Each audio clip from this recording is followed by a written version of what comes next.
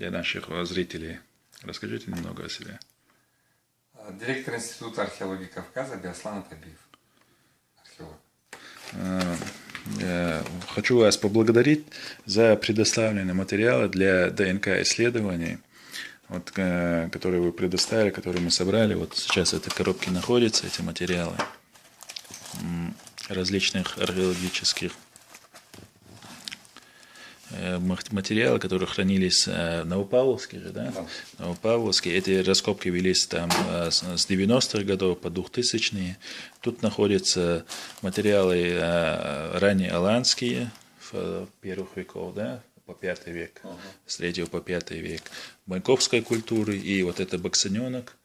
Северокавказская. Это северокавказская культура тысячелетия. Второе тысячелетие до нашей эры.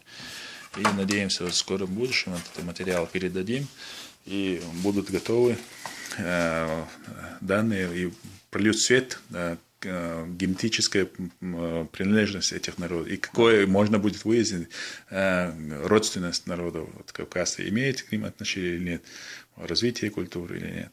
Также тут присутствует Мурат, фамилия как?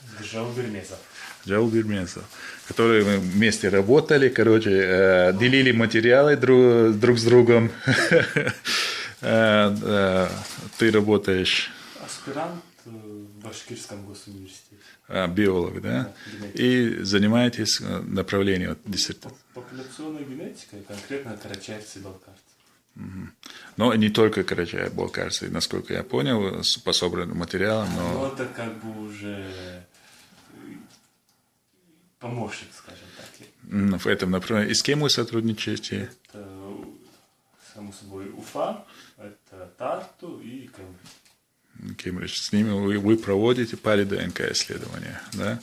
И какие материалы вы на сегодняшний день собрали? Ну, также это майкопская культура, это северокавказская, кубанская, это Алана, Скиф и Сармата.